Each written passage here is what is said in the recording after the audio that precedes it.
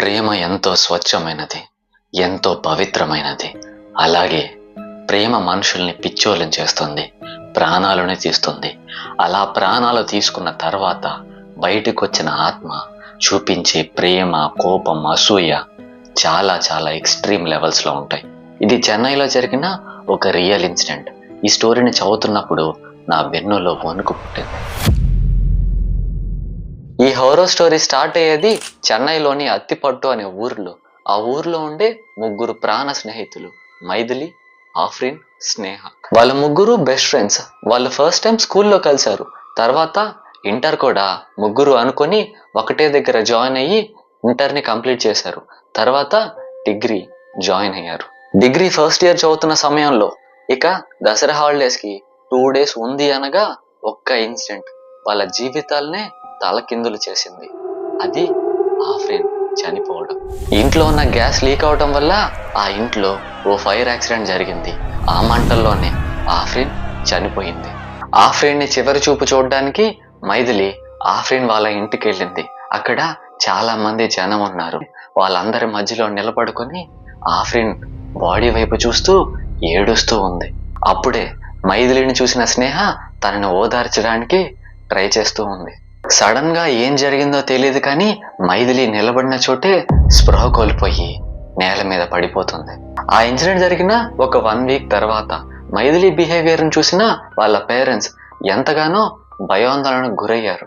ఎందుకంటే అలా కళ్ళు తిరిగి పడిపోయిన తర్వాత నుంచి మైథిలి ఇంతకు ముందులా లేదు.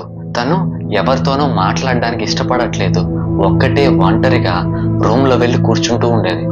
ఎప్పుడు గోడకు తగిలించున్న క్యాలెండర్ని, గడియారాన్ని అలా కళ్ళార్పకుండా చూస్తూ ఉండేది. మైథిలి వాళ్ళ పేరెంట్స్ తన బెస్ట్ ఫ్రెండ్ చనిపోవడం వల్ల కొంచెం డిప్రెషన్లోకి వెళ్ళింది. కొన్నాళ్ళకి అంతా మామూలు అయిపోతుందిలే అని అనుకున్నారు. హాలిడేస్ అయిపోయాయి. కాలేజ్ రీఓపెన్ రోజు అది. మైథిలి వాళ్ళమ్మ పొద్దున్నే 5 గంటలకు లేచి తన రూమ్ లోంచి బయటకు వస్తూ ఉంది. హాల్లో తనకు వింత దృశ్యాన్ని చూసింది. అదేంటంటే పొద్దున 5 గంటలకే మైథిలి తన కాలేజ్ యూనిఫామ్ వేసుకొని సోఫాలో కూర్చొని గోడకు తగిలించి ఉన్న గడియారాన్ని అలా కళ్ళార్పకుండా చూస్తూ ఉంది. అలా మైథిలిని చూసిన వాళ్ళ అమ్మగారు షాక్ అయిపోయారు. ఏంటి మైథిలి, ఎంత పొద్దున్న రెడీ అయ్యో, కాలేజ్ 9 గంటలకు కదా అని అడిగింది. బట్ మైథిలి నోట్లోంచి ఒక్క మాట కూడా రాలేదు. తను అలా గడియారాన్ని చూస్తూనే ఉంది. మైథిలి కాలేజ్కి వెళ్ళింది. టైం 10:30, 11 ఆ సమయంలో ఆ కాలేజ్ ప్రిన్సిపల్ దగ్గర నుంచి మైథిలి వాళ్ళ పేరెంట్స్కి ఒక ఫోన్ కాల్ వస్తుంది.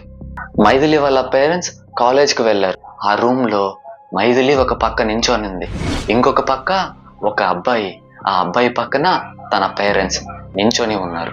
మైథిలి వాళ్ళ నాన్న కంగారుగా ప్రిన్సిపల్ని ఏం జరిగింది సార్, ఎందుకు పిలిచారు అని అడుగుతాడు.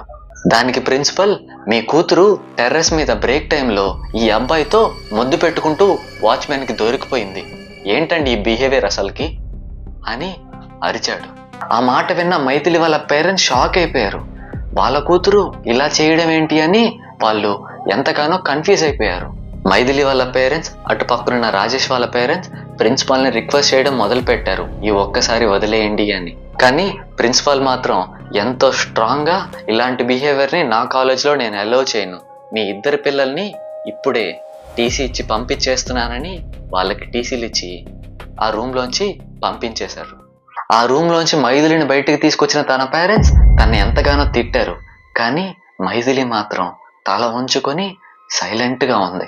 మైథిలి వాళ్ళ అమ్మ ఇప్పటికీ షాక్ లోనే ఉంది. అదే సమయంలో మైథిలి ఫ్రెండ్ అయిన స్నేహ అటువైపుగా వెళ్తుంటే తన దగ్గరకు వెళ్ళి మైథిలికి రాజేష్ కి ఏమన్నా రిలేషన్ ఉందా అని స్నేహని అడుగుతుంది వాళ్ళ అమ్మ. దానికి స్నేహ చెప్పిన విషయం ఏంటంటే, ఆంటీ నాకు కూడా ఎంతో ఆశ్చర్యంగా ఉంది. దసరా హాలిడేస్ కి ముందు రాజేష్ అనే అబ్బాయి మైథిలికి ప్రపోజ్ చేశాడు. ఆ రోజే మైథిలి రాజేష్ ని చెప్పుతో కొట్టి మరీ రిజెక్ట్ చేసింది. అలాంటిది ఈరోజు మైథిలి రాజేష్ ని కిస్ చేయడం ఏంటి, నాకు కూడా ఆశ్చర్యంగా ఉందంటీ అని చెప్తుంది. స్నేహ చెప్పిన మాటలకి మైథిలి వాళ్ళమ్మ ఇంకా కన్ఫ్యూషన్ లోకి వెళ్ళిపోయింది. ఇక్కడ ఇలా ఉంటే వేరే వైపు రాజేష్ పక్కన వాళ్ళ ఫ్రెండ్స్ అందరూ నిలబడి, ఏంట్రా మాకెవరికి చెప్పకుండా మైథిలిని ఎప్పుడు లైన్లో పెట్టేశావు అని ఆట పట్టిస్తూ ఉన్నారు. కానీ రాజేష్ మొహంలో ఎక్స్ప్రెషన్స్ వేరేలా ఉన్నాయి. అసలు మైథిలికి ఏమైందో అర్థం కావట్లేదురా.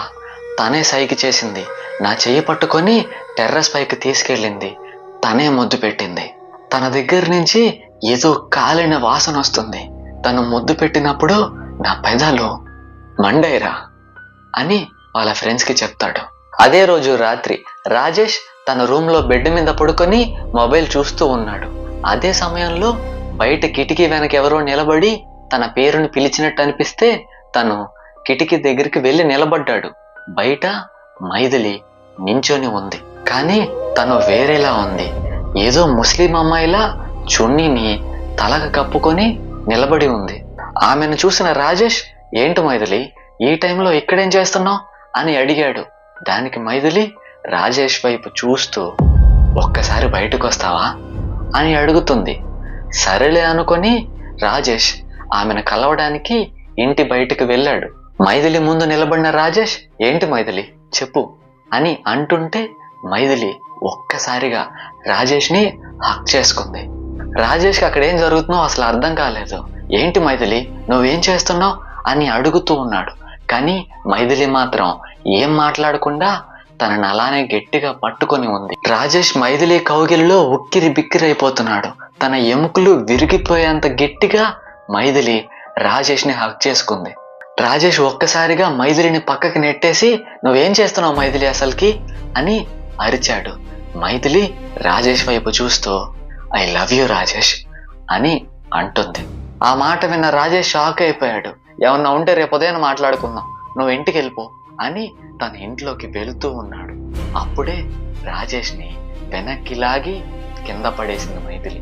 రాజేష్ గుండెల మీద కూర్చొని Maithili I love you Rajesh, I love you అని అరవడం మొదలు పెట్టింది. రాజేష్ అప్పుడు మైథిలిని చూడగానే తన కన్ఫ్యూజన్, తన షాక్ రెండు భయంగా కన్వర్ట్ అయిపోయాయి. ఎందుకంటే మైథిలి కళ్ళు తెల్లగా ఉన్నాయి. తన ఒళ్ళు మొత్తం ఏదో కాలిపోయినట్టు పొగలు వస్తుంది. తన గుండెల మీద కూర్చొని I love you Rajesh, I love you Rajesh అంటూ గట్టి గట్టిగా అరవడం మొదలు పెట్టింది మైథిలి. రాజేష్ ఒక్కసారిగా మైథిలి చెంప మీద కొట్టి తన పక్కకు నెట్టేశాడు. మైథిలి అన్కాన్షియస్ అయిపోయి అక్కడే పడిపోయింది. రాజేష్ ఇంట్లోకి వెళ్ళి వాళ్ళ పేరెంట్స్ని బయటికి తీసుకొచ్చాడు. మైథిలి వాళ్ళ పేరెంట్స్ కూడా ఫోన్ చేసి ఈ జరిగిన విషయాన్ని చెప్పాడు. మైథిలి వాళ్ళ పేరెంట్స్ అక్కడ ఒక ఆటో వేసుకొచ్చి మైథిలిని దాంట్లోకి ఎక్కించారు. మైథిలి వాళ్ళ నాన్న జరిగిన దానికి వాళ్ళకి సారీ చెప్పి అక్కడి నుంచి వెళ్ళిపోయారు వాళ్ళు. మైథిలి ఇలా ఎందుకు ప్రవర్తిస్తుందో, ఎందుకు ఇలాంటి పనులు చేస్తుందో వాళ్ళకి అస్సలు అర్థం కాలేదు. వాళ్ళు ఎంతగానో బాధపడుతున్నారు. అప్పుడే రాజేష్ మైథిలి ఫ్రెండ్ అయిన స్నేహకి ఫోన్ చేసి వాళ్ళ ఇంటి దగ్గర జరిగిన విషయం మొత్తం చెప్పాడు. తర్వాత రోజు మైథిలి వాళ్ళ ఇంటికి స్నేహ వెళ్ళింది. మైథిలి వాళ్ళమ్మ స్నేహ పక్కన కూర్చొని మైథిలి ఎందుకు ఇలా చేస్తుందో, ఎందుకు ఇలా ప్రవర్తిస్తుందో తమకు అసలు అర్థం కావట్లేదని, వాళ్ళు ఎంతగానో బాధపడుతున్నారని స్నేహకు చెప్తూ ఉంది. మైథిలి వాళ్ళమ్మ ఇలా తన బాధను చెప్తూ ఉంటే స్నేహ మాత్రం గోడకు తగిలించి ఉన్న గడియారాన్ని చూస్తూ ఉంది. మైథిలి వాళ్ళ అమ్మకి ఏం అర్థం కాలేదు. ఏంటమ్మా స్నేహ వచ్చిన దగ్గర నుంచి ఆ గడియారాన్ని చూస్తున్నావు అని అంటుంది. అప్పుడే సమయం మధ్యాహ్నం 1 అయింది. అప్పుడే స్నేహ మైథిలి వాళ్ళ అమ్మగారితో, మైథిలి ఇప్పుడు ఎక్కడుందా ఆంటీ అని అడుగుతుంది. ఆమె రైట్ సైడ్ లో ఉన్న రూమ్ ని చూపిస్తుంది స్నేహకి. వాళ్ళిద్దరూ మైథిలి ఉన్న రూమ్ దగ్గరికి వెళ్ళి డోర్ ని స్లైట్ గా ముందుకి జరిపి ఆ సందులోంచి లోపలికి చూశారు. రూమ్ లోపల వాళ్ళు చూసిన దృశ్యం వాళ్ళని ఎంతగానో ఆశ్చర్యానికి గురి చేస్తుంది. ఎందుకంటే లోపల మైథిలి నమాజ్ చేస్తూ ఉంది. మైథిలి వాళ్ళ అమ్మగారు, ఏంటమ్మా స్నేహ మైథిలి నమాజ్ చేస్తుందేంటి అని అడుగుతుంది. దానికి స్నేహ, అంటే తను మైథిలి కాదు ఆ ఫ్రెండ్ అని చెప్తుంది. స్నేహ మైథిలి వాళ్ళ అమ్మని ఇంటి బయటకు తీసుకెళ్తుంది. మైథిలి వాళ్ళమ్మ పూర్తి కన్ఫ్యూజన్ లో ఉంది. స్నేహతో, ఆ ఫ్రెండ్ అంటావేంటి, ఆ ఫ్రెండ్ అంటే దసరా సెలవుల ముందు చనిపోయిన ఆ అమ్మాయి కదా అని అడుగుతుంది. దానికి స్నేహ, అవునంటే నిన్న రాత్రి మైథిలి రాజేష్ వాళ్ళ ఇంటికి వెళ్ళి ఆ పని చేసిన తర్వాత రాజేష్ నాకు ఫోన్ చేశాడు. రాజేష్ చెప్పిన విషయం ఏంటంటే మైథిలి రాజేష్ వాళ్ళ ఇంటికి ఏదో ముస్లిం అమ్మాయిలా తలకి ఓని వేసుకొని వెళ్ళింది అని. నాకు అప్పుడే డౌట్ వచ్చింది. అందుకే ఈరోజు మీ ఇంటికి వచ్చాను. ఇంట్లో మైథిలి నమాజ్ చేస్తూ కనిపించింది. తను మైథిలి కాదు, ఆఫ్రిన్ అని చెప్తుంది. దానికి మైథిలి వాళ్ళమ్మ, అంటే ఇప్పుడు నువ్వు చెప్పేది మైథిలి ఒంట్లో చనిపోయిన ఆఫ్రిన్ ఆత్మ ఉందనా? అయినా ఆ అమ్మాయి మైథిలి ఒంట్లోకి ఎందుకు రావాలి అని అడుగుతుంది. దానికి స్నేహ, ఈ విషయం మనం తెలుసుకోవాలంటే మనం ఆఫ్రిన్ వాళ్ళ పేరెంట్స్ని కలవాలంటే అని చెప్తుంది.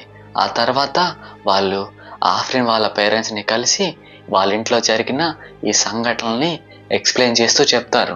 ఆఫ్రిన్ వాళ్ళ పేరెంట్స్ కూడా ఈ సంఘటనలన్నీ విన్న తర్వాత ఎంతగానో బాధపడ్డారు.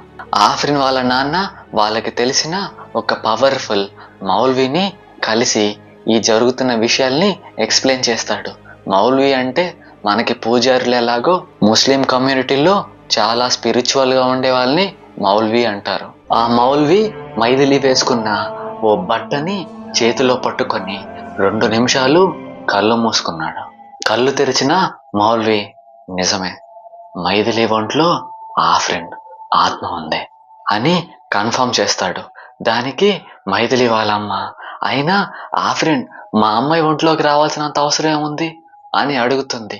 దానికి మౌల్వీ ఇలా చెప్తాడు. సరిగ్గా దసరా సెలవులకి 2 రోజుల ముందు ఎవరికీ తెలియకుండా, ఎవరికీ చెప్పకుండా రాజేష్ అనే వ్యక్తిని ఆఫ్రిన్ ఇష్టపడింది.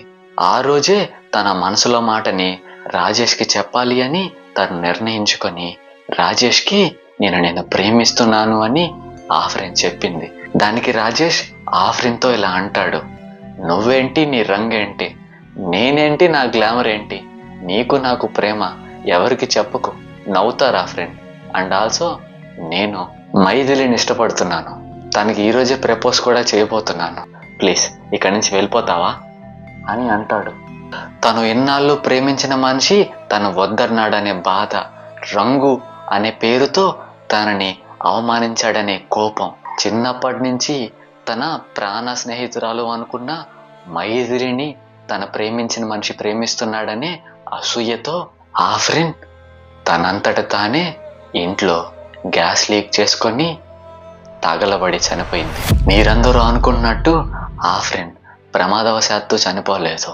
తను కావాలనే గ్యాస్ లీక్ చేసుకొని ఆ మంటల్లో కాలి చనిపోయింది. ఈ మాటలు విన్న ఆఫ్రిన్ వాళ్ళ పేరెంట్స్ కూలబడిపోయారు. వాళ్ళు ఎంతో ఘోరంగా ఏడవడం మొదలుపెట్టారు. మైథిలి ఒంట్లోంచి ఆఫ్రిన్ ఆత్మని వేరు చేయమని మైథిలి వాళ్ళ అమ్మ ఆయన్ని వేడుకుంది. దానికి మౌల్వీ చెప్పిన విషయం ఏంటంటే, మీ కూతురు ఒంట్లో ఉన్న ఆఫ్రిన్ తనే మైథిలి అని గట్టిగా నమ్ముతుంది, అలానే బతుకుతుంది. ఎందుకంటే రాజేష్ అనే మనిషిని తను ప్రేమించింది, తను మైథిలిని ఇష్టపడ్డాడు. రాజేష్ ప్రేమని పొందాలంటే తను మైథిలి ఒంట్లోనే ఉండాలని తనకి బాగా తెలుసు. ఇప్పుడు మనం చేయాల్సిన ముఖ్యమైన విషయం ఏంటంటే, మైథిలి ఒంట్లో ఉన్న ఆఫ్రిన్ ఆత్మకి తను మైథిలి కాదని, తను చనిపోయిన ఆఫ్రిన్ అని తనకి గుర్తు చేయాలి. అదే చేద్దాం అని వాళ్ళని పంపించేశాడు. తర్వాత రోజు ఒక డార్క్ రూమ్లో మౌల్వీ ఆ మైథిలిని తన ఎదురుగా కూర్చోబెట్టుకొని, నీ పేరేంటి అని అడుగుతాడు. ఆయన్ని చూస్తూ కోపంతో ఊగిపోతున్న మైథిలి, నా పేరు మైథిలి అని చెప్తుంది. దానికి ఆ మౌల్వీ, నేను బయటికి కనిపిస్తున్న మైథిలి శరీరం గురించి కాదు మాట్లాడేది, తన లోపలున్న ఆత్మను బంధించి బతుకుతున్న ఆ ఆత్మ గురించి, దాని పేరేంటి అని అడుగుతాడు. ఆ మాట విన్న మైథిలి కోపంతో ఊగిపోతుంది. అప్పుడే మౌల్వీ ఆ మైథిలి ఎదురుగా ఓ పెద్ద అద్దాన్ని పెట్టాడు.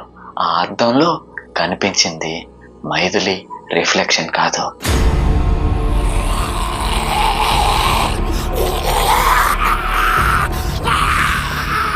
తన అసలైన రూపాన్ని అద్దంలో చూసిన ఆఫ్రిన్ ఎంతో వీక్ అయిపోతుంది. ఎందుకంటే తను రాజేష్ ప్రేమించిన అమ్మాయిలా అద్దంలో కనిపించట్లేదు, రాజేష్ నిరాకరించిన, రిజెక్ట్ చేసిన ఆఫ్రిన్ లానే కనిపిస్తుంది. అప్పుడు ఆఫ్రిన్ ఆత్మ వీక్ అయిపోతుంది. ఆ వీక్ మూమెంట్లోనే మౌల్వీ ఆఫ్రిన్ ఆత్మని బంధిస్తాడు. మైథిలి అన్కాన్షియస్ అయ్యి నేల మీద పడిపోతుంది. ప్రస్తుతం మైథిలికి 42 సంవత్సరాలు. తనకి పెళ్ళయి 2 పిల్లలు కూడా ఉన్నారు. ఈ ఇన్సిడెంట్ జరిగి దాదాపు ఓ 20 ఏళ్ళు అయిపోతుంది. మైథిలి ఇప్పుడు తన భర్తతో 2 పిల్లలతో ఎంతో సంతోషంగా ఉంది. ప్రేమ మనిషిని ఎంత దూరం అయినా తీసుకెళ్తుంది అనే మాటని మనం ఎన్నోసార్లు వింటూనే ఉంటాం. కానీ ఈ కథ ఓ ఆత్మ ప్రేమ కోసం ఎంత దూరం వెళ్ళింది అనేది చెప్తుంది. ఇక్కడితో ఈ స్టోరీ ఎండుకొచ్చేసింది. నా ప్రతి వీడియోకి మీరు చూపించే ప్రేమ నాకెంతగానో సపోర్ట్ని ఇస్తుంది. మీరు కొట్టే ప్రతి లైక్, చేసే ప్రతి కామెంట్ నాకు ఎంతగానో ఎంకరేజ్మెంట్లా పనిచేస్తుంది. మీ సపోర్ట్ ఇలానే ఉండాలని ఆశిస్తున్నాను. ఈ రోజు నేను చెప్పిన ఈ హారర్ స్టోరీ మీకు నిజంగా నచ్చినట్లయితే ప్లీజ్ లైక్ చేయండి. ఎలా అనిపించిందో కామెంట్ చేయండి. మన ఛానల్ని సబ్స్క్రైబ్ చేసుకొని ఆ బెల్ ఐకాన్ ఆన్ చేసి పెట్టుకోండి. Thank you so much.